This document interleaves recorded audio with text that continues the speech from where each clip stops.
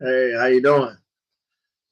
Welcome to Urban Facts. It's Thursday, 7 o'clock in the evening, and my name is Eamon Hotep James Parker.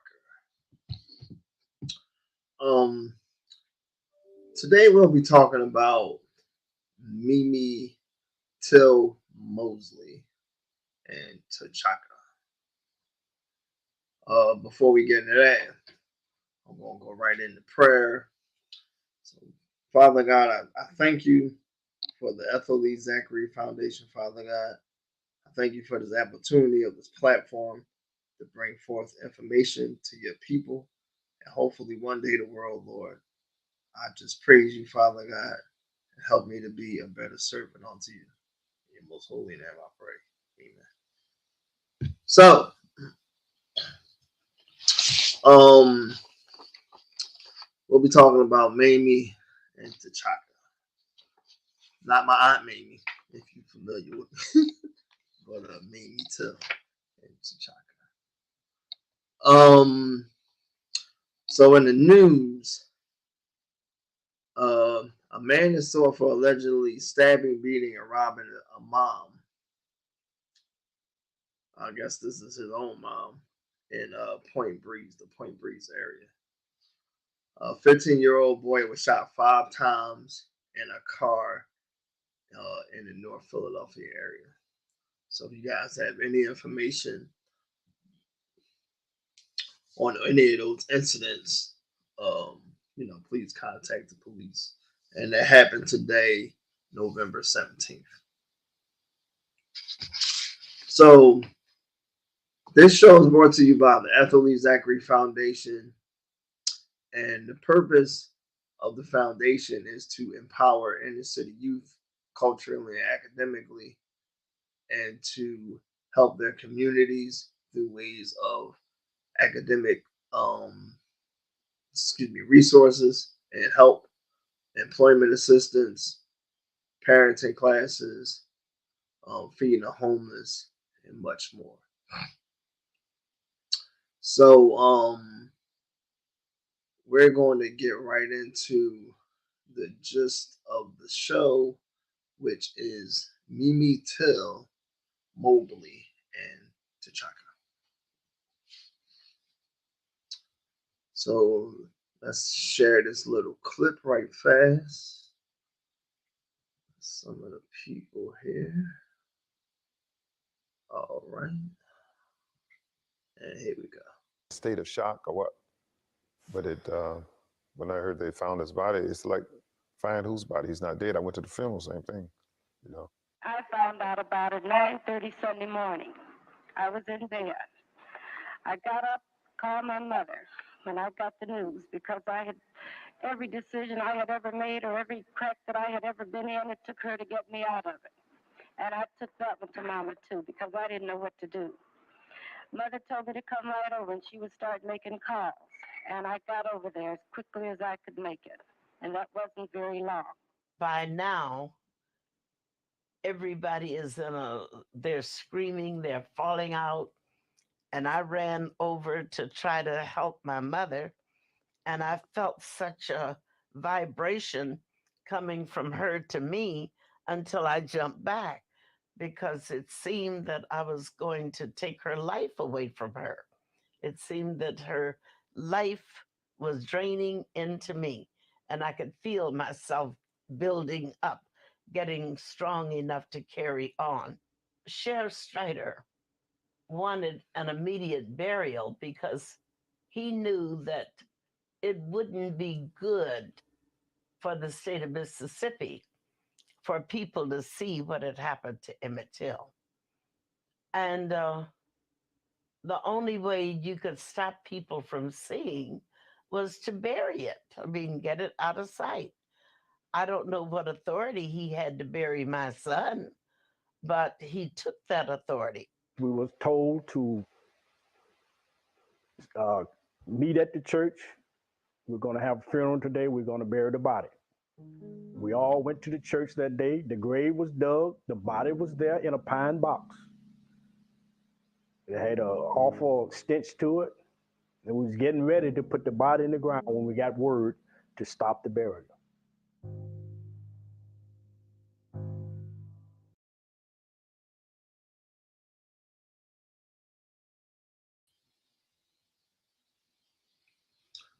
That was a clip from a documentary that I found on YouTube. It's called The Untold Story of Emmett Till. You can find that on YouTube. It goes into the mom's reactions and how they try to cover up the murder.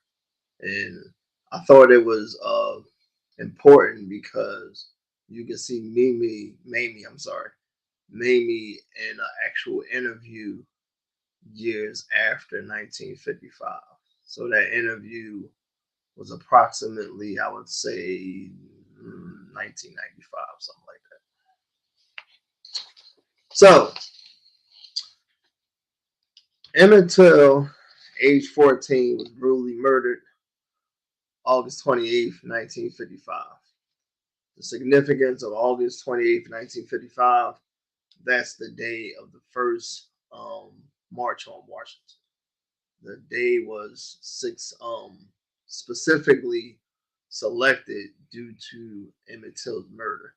I also selected a day in honor of Emmett Till when I had my first youth summit. It was supposed to be August 28th, but due to some other reasons, I had to make it August 27th. So, allegedly whistling at a white woman in Money, Mississippi, an all-white jury acquitted his killers in September. The verdict aroused international protest on November 27, 1955. Rosa Parks attended a rally at Dexter Ave Baptist Church. Near her, Mississippi activist Dr. T.R.M. Howard spoke about Till. Years later, Jesse Jackson asked her why she refused to move back to the bus. In the back of the bus, she said she refused to move because she thought of Emmett. So if you don't know why Rosa Parks refused to give up her seat, it was due to the murder of Emmett Till. Excuse me. In many ways, Till's death ushered in a reckoning, snapping the course of the civil rights movement. In much the same way, recent killings of unarmed black people, including George Floyd, Breonna Taylor, Tony McDade, Sean Reed, Usain Muhammad, Ahmaud Arbery, Rashid Brooks, and too many others, have renewed a deep sense of urgency for racial justice across the country, wrote Brad Bennett, intern editorial director for SPCL. What's that? SPLcenter.org. He wrote that article August 28th of 2020. The civil rights movement, as I just read, Mr. Till's death, it sparked the movement. So that's not to get that confused with starting the movement, because it had already started, prior to his death. But it had set a fire underneath these organizers to do something more and to be more of a light for the black community. The reason why this is called Mamie Till-Mobley and T'Chaka is because if it wasn't for Mamie's unrelentless seek for justice for her son's murder, we may not have had a Black Panther.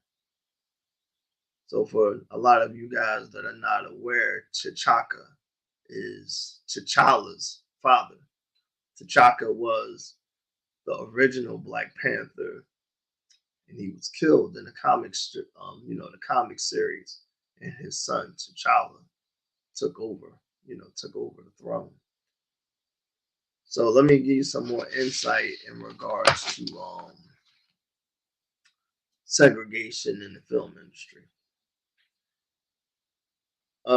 Peter Lev, a professor of Towson University, who has written 4 books on film history, the 5th, and on 20th Century Fox during the Zernak, and I can't pronounce the last person's name, years, is due to come out soon. Started by telling us about censorship policies embedded in the motion picture production code. These policies were enforced from 1934 to 1956, which in effect said you couldn't show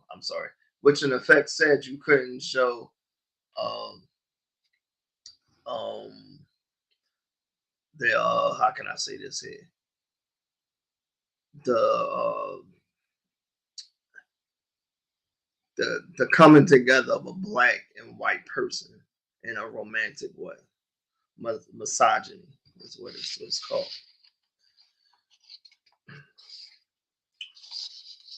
No black and white actors could be in love, have sex, or be married. Yet this policy was removed in 1956, 11 years before the Supreme Court case Loving versus Virginia, which unveiled laws prohibiting interracial marriage. Loving versus Virginia is a case in regards to the Lovings. She's a interracial couple in Virginia that were married, and like I said, they were interracial. So the wife was black and the husband was white. In the state of Mississippi, Virginia, definitely had a problem with that. That pointed to the 1957 film Island in the Sun, which explored, among other themes, 2 interracial relationships between Harry Belafonte's character, Dave Bavere, and Joan Fonda's character, Mavis Norman, and another between Dorothy Dandridge's character, a black drugstore clerk, and John Justin's character, an aide to the governor. Oh, I'm sorry. Laird points out that the film is set on a fictitious Caribbean island of Santa Marta instead of in America. It would have been forbidden under the previous production codes. Dave Cook, film historian, author of History of Native Film, as well as Lost Illustrations, American Cinema in the Shadows of Watergate and Vietnam, told us that it wasn't until the Supreme Court decision in Brown versus the Board of Education declaring separate public schools for black and white students unconstitutional, that black actors began to get serious roles.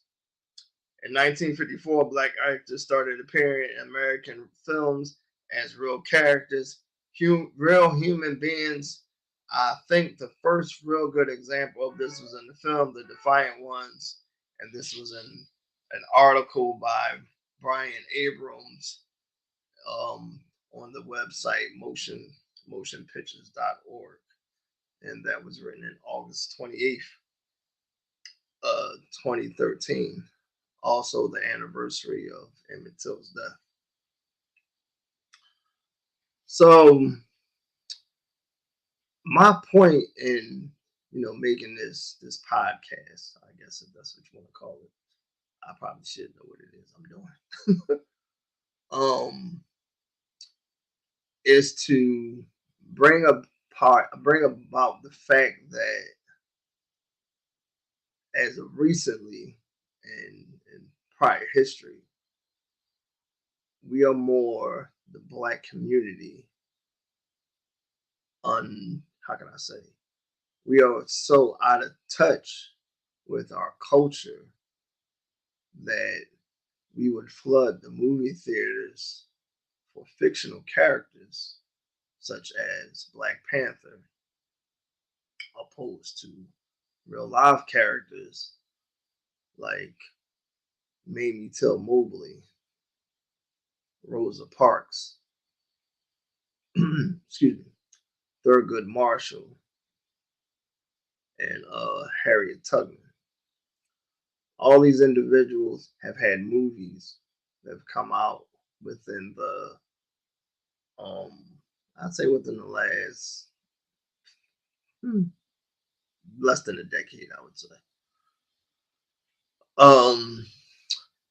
For those of you who remember the first Black Panther, there was also another movie that came out around the same time called Birth of a Nation.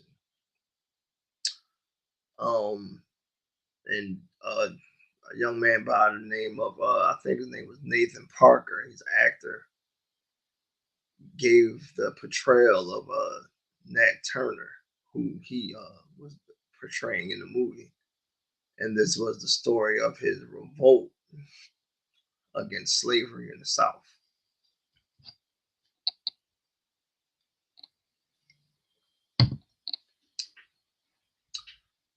I would say due to the title of the movie, which is very much confusing, with the noted first cinema movie, Birth of a Nation, which is in regards to the Ku Klux Klan saving America from the tyranny of the Black community.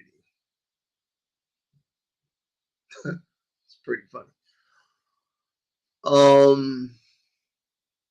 I would assume that not a lot of people know about the film Birth of a Nation, the original one, to even get it confused with Mr. Parker's movie in regards to Nat Turner, which also shares the same title, Birth of a Nation. So I would assume that a lot of people wouldn't have got it confused with that because they might not even known about the original. And I'm not saying this was a remake. Like I said, the movie is about Nat Turner and his revolution against slavery in the South. So, Black Panther was created to address the serious lack of major Black American comics book superheroes, an issue that was particularly noticeable given the backdrop of racial tension and the civil rights activism in the United States. Black Panther made his print debut in Fantastic Four issue number 52. That's in 1966. Excuse me. Black Panther joined the Avengers in 1968, where he became a mainstay for the next several years. Although the character depicted the revolutionary political organization of the same name, the Black Panther Party, Marvel briefly changed the Black Panther's name from Black Panther to Black Leopard in an attempt to disassociate the two. So there's no, I would say, solidarity in the creation of this character in honoring the, how can I say, the plight of blacks in 1966, because they were definitely trying to disassociate the character with the Black Panther Party. Now, the Black Panther Party was one that definitely got its voice across America in regards to fighting for the civil rights of the Black community. Now, this character was created to be a symbol. I said if. This character was created to be a symbol for Black America, there would be no way in the world that the creator would briefly change his name from Black Panther to Black Leopard to avoid any confusion with a Black political party.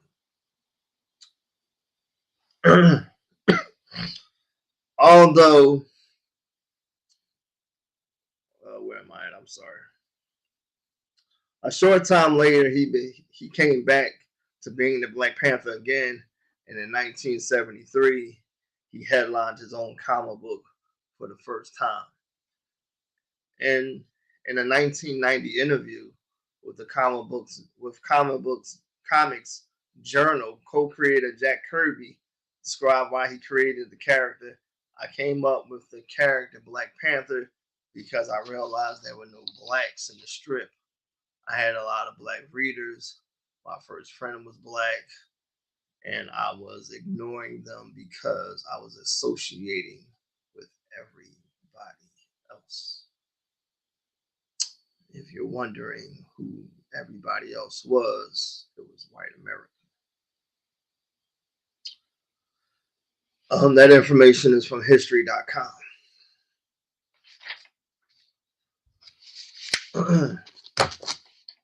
Black Panther came out last week. I believe it came out on Thursday.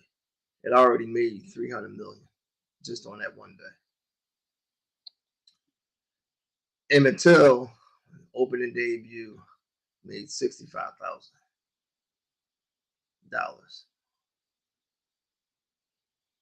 The movie was called Till. And it's not about the brutal beating of a 14-year-old black child in 1955. It's about the bravery of his mother, who made sure America knew what 3 black men did to her son. The brutality of it was unthinkable. However, we refuse to see movies like Emmett Till, Birth of the Nation, or Harriet Tubman because we say that we're so entrapped in black trauma, and it causes a depression amongst our society. You can't be that depressed. I just read that a 15-year-old boy was shot 5 times in North Philadelphia. Black Panther isn't going to jump off a roof to avenge his death. Now, if the family, who I don't know, knew about the courage of Mamie Till, she would make sure that America knew about the murder of her son. So I'm just doing part of that. I don't know the young man's name. It literally just happened today, but I definitely will give you an update as soon as I find out. The point that I'm making is that we need to be more involved in our own culture. Now, Black Panther, I guess it's hard to say is a part of our culture. Is Black Panther a part of our culture because he's black? Because you just heard me state that the co-creator only created it because there was a lack of blacks in his comic book strips. So is that a part of culture? Or is that a part of someone feeling ashamed because there's not more blacks in the comics? You tell me. Or maybe I should tell you, it's not. It's not part, Black Panther is not part of the black culture. It's a part of a white comic book industry trying to feel justified in coddling its black readers. So it brought forth a black character. To tell you the truth, the character never really even had popularity until its film debut of the Avengers Civil War, which came out in the mid-2000s. And then his solo film release in 2008.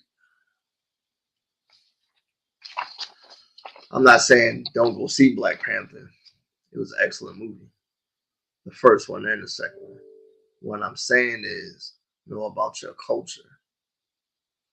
Don't be so fast to go see a character that was only created because of the grief of some white man. And I'm not racist at all, but you just heard what I just read from his own words in the interview that he gave. I created this character because there was a lack of blacks in my comic book strip. Now, if you are tired of movies that depict the trauma and humiliation of blacks, here's some movies that you could watch. Hidden Figures. It's about three intelligent mathematicians that help NASA implement mathematics into its how can I say, space exploration. One Night in Miami. It's a story about Malcolm X, Muhammad Ali, and I believe, don't get me wrong, I think Sidney Poitier had on, an event that they had in Miami. Marshall. It's about Thurgood Marshall's first case as an attorney. Ruby Bridges, the actual first young lady who was forced off of a bus as a child. Loving. It's about a black interracial couple. I just mentioned that the wife was black, the husband was white, which happened in the backdrop of Virginia. 42. This movie is about Jackie Robinson, how he entered into the Major League Baseball and the prejudice that he took as a player. The Butler. This movie is about the butler of the White House and his tenure from his start to him meeting the first black president of the United States, which was Barack Obama. I'm Not Your Negro.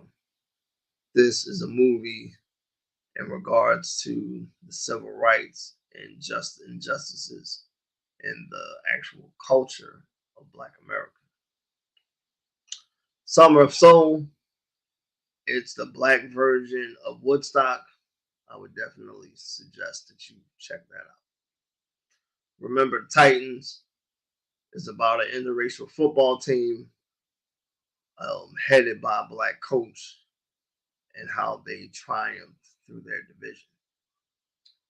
And Race, it's about the story of Jesse Owens and his feats to overcome segregation.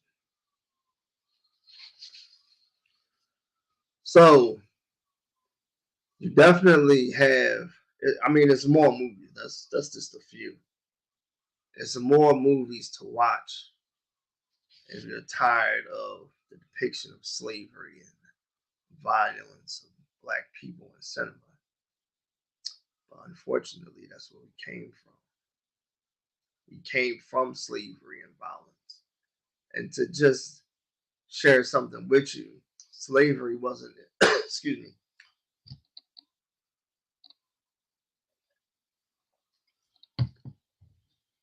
introduced by whites to black community. It was introduced by blacks in Africa. Slaves first originated in Africa as they were caught from other tribes, and they were turned into prisoners, and ultimately, they became slaves of other tribes. They were prisoners of war. And if families, found out that, their loved one was, captured by another tribe, they could request for that person's return. And in some instances, that request was denied because the family member would have already been murdered. Throughout the course of history, and the trading of,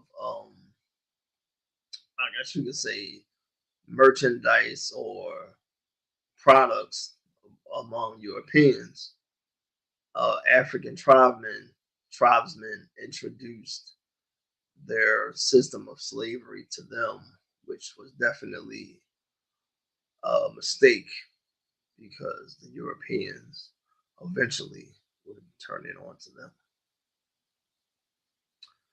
This is the importance of knowing your culture. Now, I'm not telling you that knowing about the story of Mamie Till or how Black Panther was created is going to make you president of the United States, or you'll get some $50 million bonus in your check the next month, but it'll give you a sense of pride.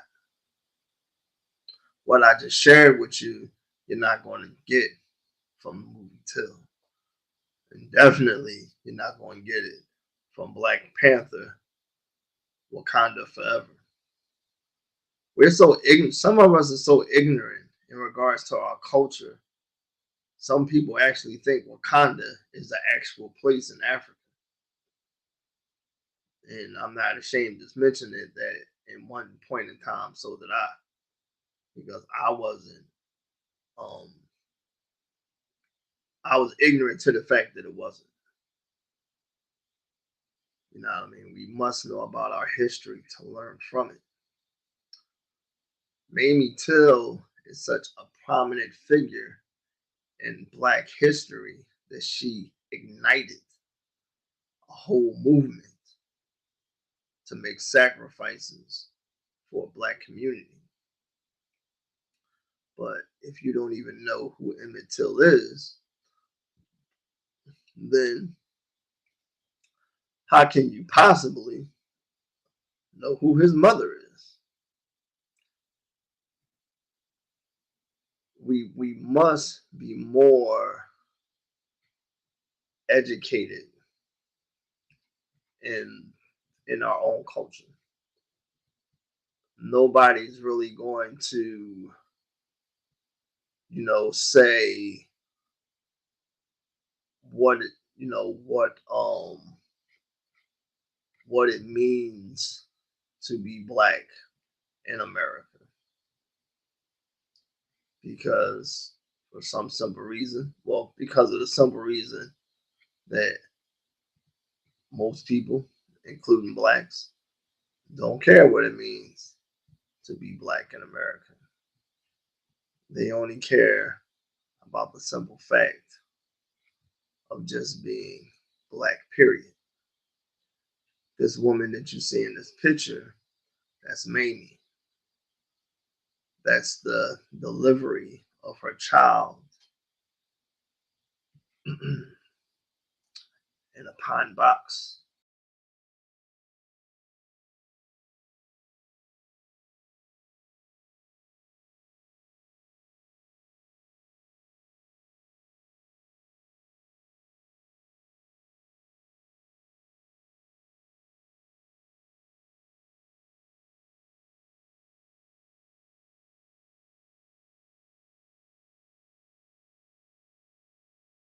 Know what happened to her son due to her heroic feats to seek justice for her son. It never came to pass. Mamie made sure that America knew exactly what happened, excuse me, to her son, so that no one could ever forget. Excuse me. So that no one could ever forget. It was sad what happened, and it's just very heartbreaking. You know what I mean? It's heartbreaking that something so violent and so vicious could happen to an innocent child. But if we don't know our history, we'll never know what ever happened to Emmett Till. And I can understand, sometimes you say like, "Hey, enough is enough." Like, I'm tired of the defaming of our people, and I just want a savior to come and save us, and all that. I can truly understand that. but we have to be aware of what happened in our history. The photo that you see now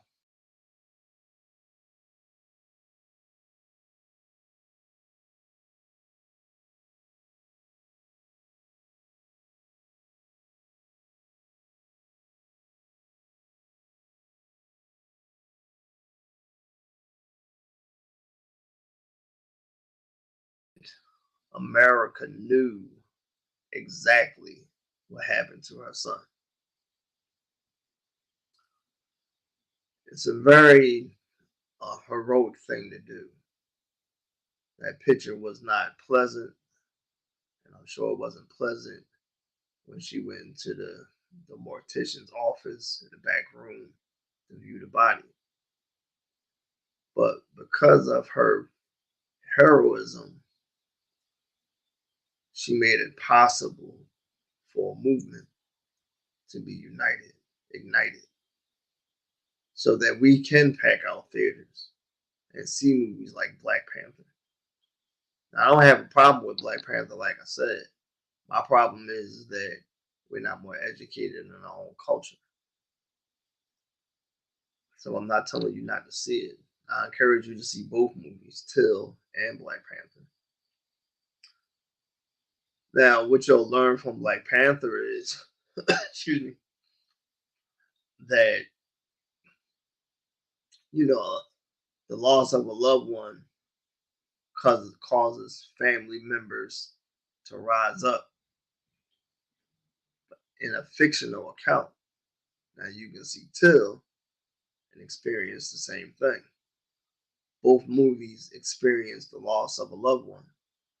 Until Mamie loses her son to a lynching, Emmett Lewis Till, and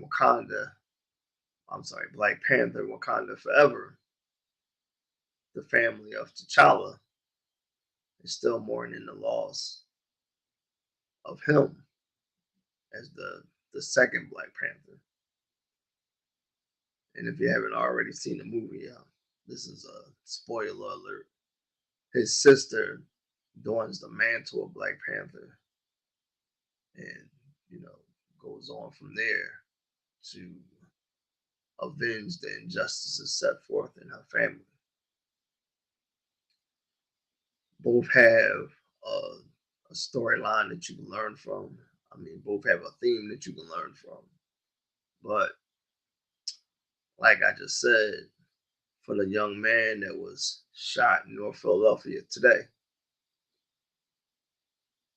there's no black figure that's going to jump off a rooftop and come scaling down from his nails and jump onto the car of the accused murderers to get justice for the family. But the mother can make sure that her son's murder is known about nationally to seek justice for it. Excuse me.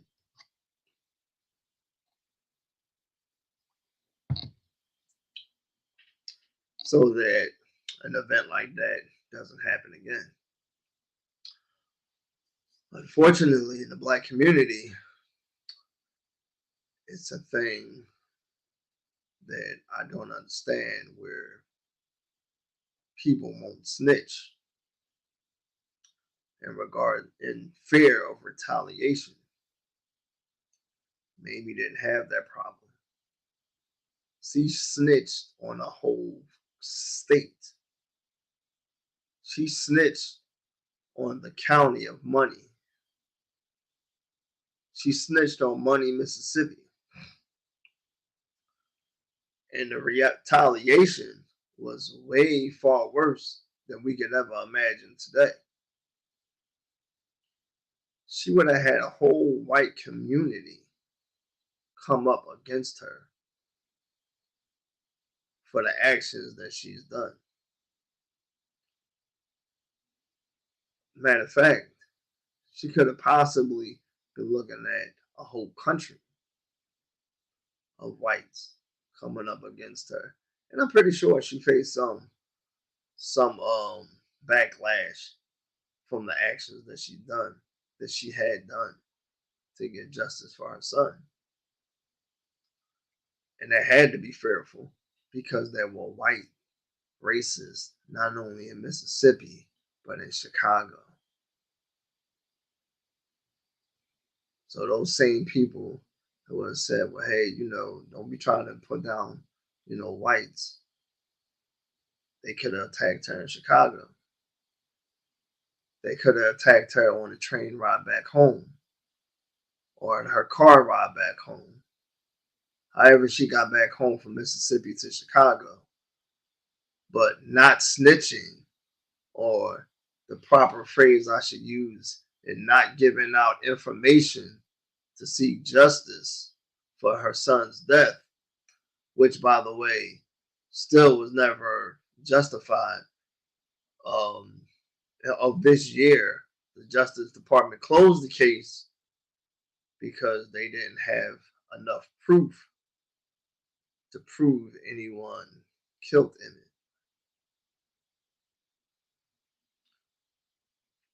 Sometimes that's just how the law works. It's unfortunate with all the movies and newspaper articles and the admission of guilt, and even Carolyn Bryant admitting that she was wrong to the author, Mr. Tyson, who wrote the book The Blood of Emmett Till. They still found as though it was no recourse to seek justice for Mamie's son.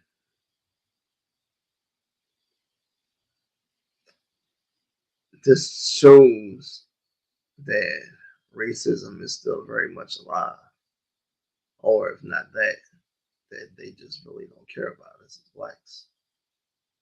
But you keep rushing out to go see movies like Black Panther in hopes that T'Challa, he'll come out again, he had a son, will jump off from a roof and go chase down individuals in the Justice Department to seek justice for your family member. That's never going to happen. At least not realistically. Like I said, I'm not deterring you from seeing Black Panther. It was a good movie. What I'm telling you is know more about your own culture. There's nowhere in the world that Till would have outgrossed Black Panther at all. But it's nowhere in the world it should have been that short of attendance for the movie. And I can tell you just from off of speculation that most people didn't go to see the movie because they just didn't want to go. They don't care about their culture. I shouldn't say most, I would say some. Some people didn't go about the movie because they don't even know who Emmett Till is. And some people, like I just said, didn't want to go because they're tired of the trauma of the Black experience being predicted in cinema. But that's not always the case. I just gave you a list of movies that shows the opposite of that. However, there's going to be Black trauma in Black history because that's where we come from, which originated from Africa. So if you're afraid of Black trauma, then you probably shouldn't be Black because that's in our makeup. So, Mamie Till made it possible for us to see movies like Black Panther, for us to see TV shows like Martin. And it's not a popular thing that, unfortunately, blacks don't want to be educated. It's an unfortunate thing that blacks don't want to be educated in regards to their own culture. And it's a very sad thing. We have to give thanks to people like Mamie Till because she is a pioneer. She is a Black icon of the Black community. That's Mamie Till right there in 1995. In the backdrop is a picture of her son Emmett. She is the reason for some of the change that has come about in the Black community. It's a quote that she said, let me find it. She's given it, I actually posted it on Facebook. Let me see here. I'm sorry. So Mamie said, the Lord spoke to me. He told me not to spend my life hating the perpetrators of the crime because they would not even know that I hate them.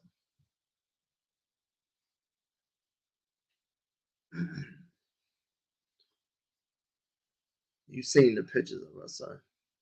If you've seen the movie, you know the story of her son. This woman miraculously erased the account of her son's death. And you know what she did? She made it possible for other Blacks to get past situations like that. She helped individuals like Martin Luther King to spread equality, well, to fight for equality for the Black community. Mamie Till is an icon, but you won't know she's an icon if you don't know about her. Lil Wayne made a song. It's called Karate Kick.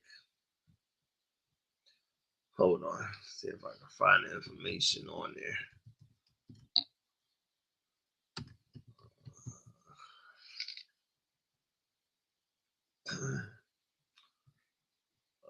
Let me see here. So it's called Karate Chop, not Karate Kick. It featured Future. The song was released in 2013.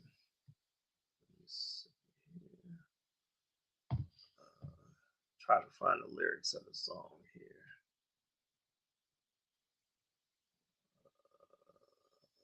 Let's see, give me a second here.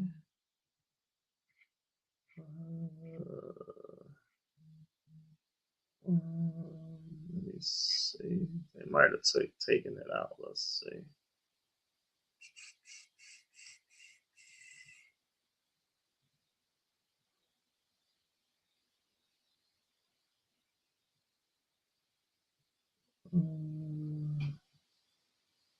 I'm actually looking at the lyrics.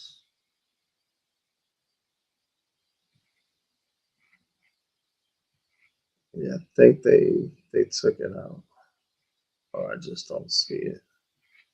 So in the song, Lil Wayne describes having sex with a female so forcefully that he compares it to the beating of Emmett Till. Due to that idiotic statement, he lost a lot of endorsements. This is the result of failing to know about your own culture. It cost him millions of dollars for one sentence.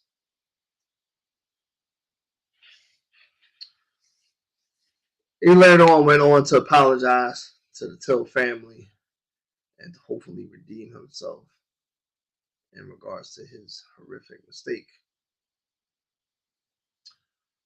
I do hope that we do learn from our culture that we don't take losses, not only monetary, but historical losses. And we forget that we can learn from our past to prevail in our future. I took a class with some students to see Till, I think it was earlier this month. And I wanted to give them the experience of knowing who Mamie was, not Emmett. Because Mamie's story is the one that has set us in place to where we're at now. Not taking anything away from her son, but if it wasn't for Mamie's act of heroism, we wouldn't be where we are today as a country. If it wasn't for this woman's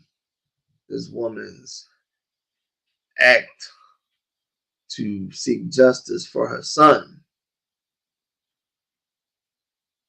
we wouldn't have some of the rights that we have today, like blacks having leading roles in films, the right to vote, segregation being a thing of the past in schools, because of this woman right here bending over her son's casket. God knows where we would be at. But if you don't know who Mamie is, how can you appreciate where we are today as a people? Like I said, I'm not boycotting the Black Panther movie. I'm actually encouraging you to watch it. I'm also encouraging you to watch the film Till. And I'm also encouraging you to watch the miniseries that was on ABC, which is the women's movement. And I believe it was called Let Us See or Let Them See. It's the documentary about Mamie Till and her son. This organization has an award. I thought I had the brochure here. And it's called the Phenomenal Woman Award, and it's given to great mothers in in the community for their endeavors to fight for their children and to be strong Black women. The award was called the Phenomenal Mother Award. I will be trying to contact the family of Mamie Till to have the award renamed the Mamie Till-Mobley Award for the same reasons that we give it out today. This organization will never forget about Emmett Till or his mother as long as the organization is alive, as long as the Ethel Zachary organization is running, standing on its own feet, we'll always remember Emmett Till and his mother, Mamie. And to just to give you a little bit of history about me, my aunt's name was Mamie. She was given that nickname from her grandson, but I'm sure he wasn't giving it to her, for the same reasons as Emmett Till's son. However, she still displayed acts of heroism in regards to helping the community. We have a program here called Mamie's House, which is named after my aunt. And that program helps the community against social injustice. I had no idea what I was doing when I made that program. I just knew I was honoring my aunt. And I'm now also honoring Emmett Till's mother. We have to know about our culture. Because if we don't, we will be lost. For the individuals such as Breonna Taylor and excuse me, where's that at? I'm trying to find that there.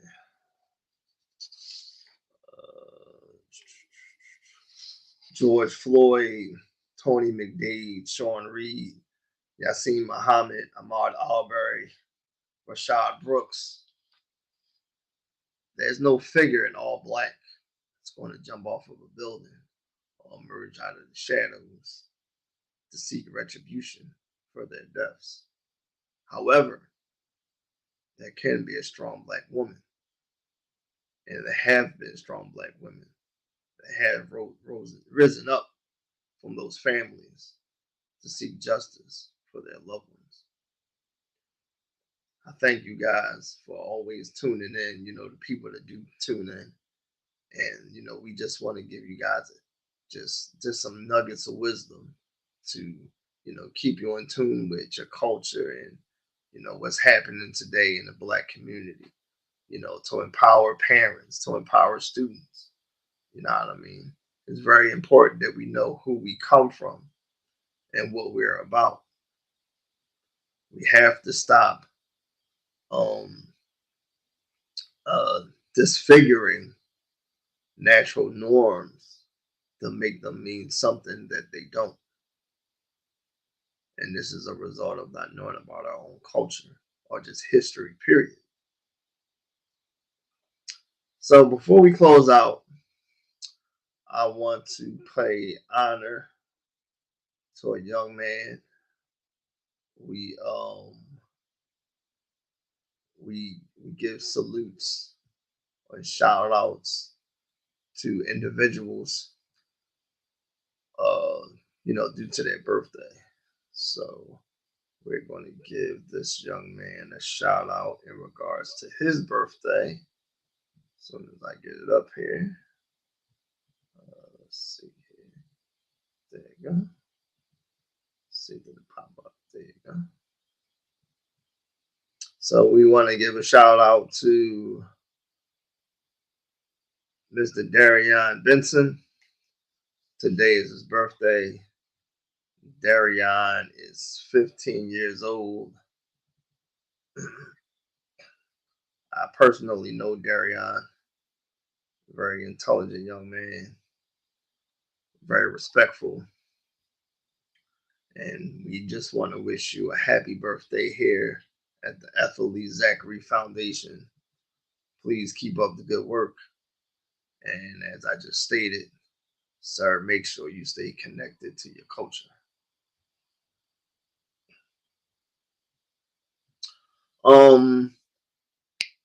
On December 1st, we will be interviewing Miss Patty Jackson. The topic of that interview will be the evolution of youth. We want to see Miss Jackson's what Miss Jackson's input is in regards to youth today and compared to youth at her time, when she was younger. Well, that's it for me today, this evening. Thank you guys for tuning in. It was definitely a pleasure, and I definitely want to continue to pay homage to the Till family and to Mamie and to Emmett. They will definitely be imprint in the Ethel Lee Zachary Foundation. My name is Eamon Hotep Parker. Thank you for tuning in, and God bless. And good night.